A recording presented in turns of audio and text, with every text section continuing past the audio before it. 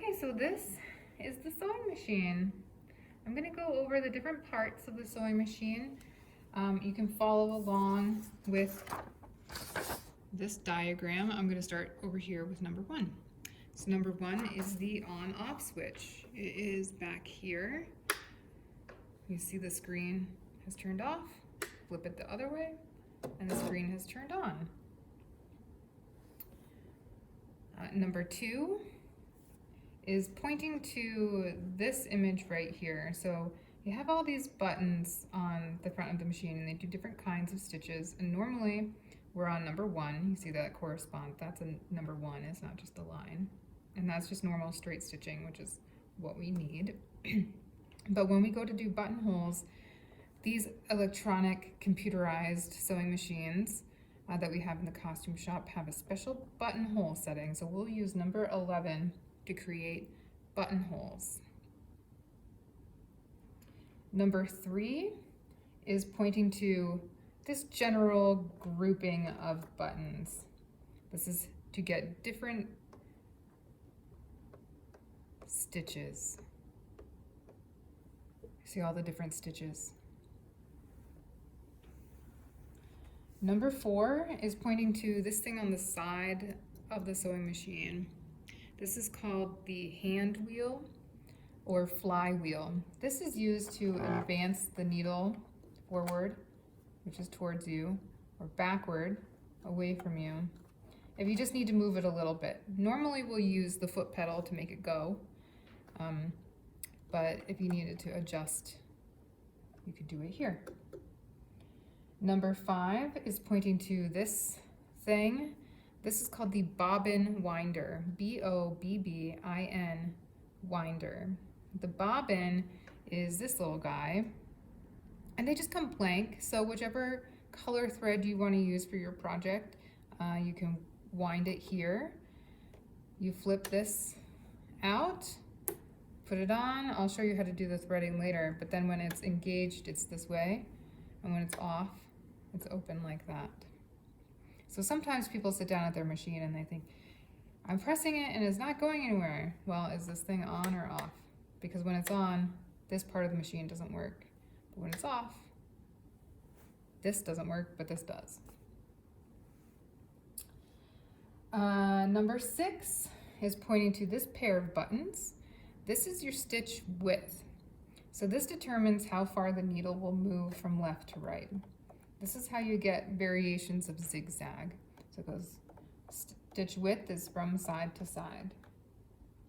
If we jump to number 8, this grouping of buttons, this is stitch length. So you can move it, you push this button, you see that the screen changes based on that. So the stitch length is how big of a step it's taking. If you have it all the way down here, 1 is taking tiny little baby steps, but if you have it all the way up at 5, it'll take really big steps. I'm gonna put it back down. At 2.5 is our average stitch length. Number 7 is pointing to this pairing of buttons, and you can see the little image there. That's your needle placement. So right now, just as the default setting, it's in the middle. That's what this little dot is showing you. So when you move it to the right, the dot moves over. You move it to the left, the dot moves over again. I'm going to put it back in the middle. Moving on to number 9. Number 9 is pointing to this whole panel right here. You can see there's just the faintest U-turn with an arrow. And when you want to go in reverse, you push that in. And when you want to stop going in reverse, you let go. And you want to go in reverse at the beginning and end of your stitches, of your seams, so that your stitches are essentially knotted off. Instead of tying a knot, you're going to go forward 2, 3, back 2, 3, and then continue the rest of your seam. Number 10 is pointing to this metal object here. This is called the presser foot, P-R-E-S-S-E-R, presser foot. because you are pressing down. If the fabric is just in here, it's going all which ways. You can't get good tension on the machine. So when you put the fabric in, you put the presser foot down. There's a lever in the back, which I don't know that I've ever even looked at. You can just feel it. It's a big, big lever. And then you put your foot down when you're ready to sew. Number 11 is pointing to the bobbin case and the bobbin housing. So there's this little door, again the bobbin, B-O-B-B-I-N, this little door, and it has the bobbin case and the bobbin in it. Here's the case and here's the bobbin.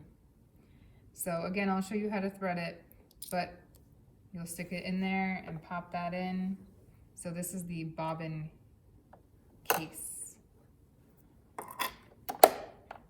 Number 12 is pointing to this whole thing here. This is called the free arm. There's a little box that goes on the back that can create a bigger flat space to sew. This table also has, you can see this little piece here, can come out, and so that this part of it is flush with the table. We never really need that. We're always doing such small sewing on garments. I think that's more for quilting or large scenery drops. So we're just going to use the free arm as is. So that's our 12 parts of the sewing machine.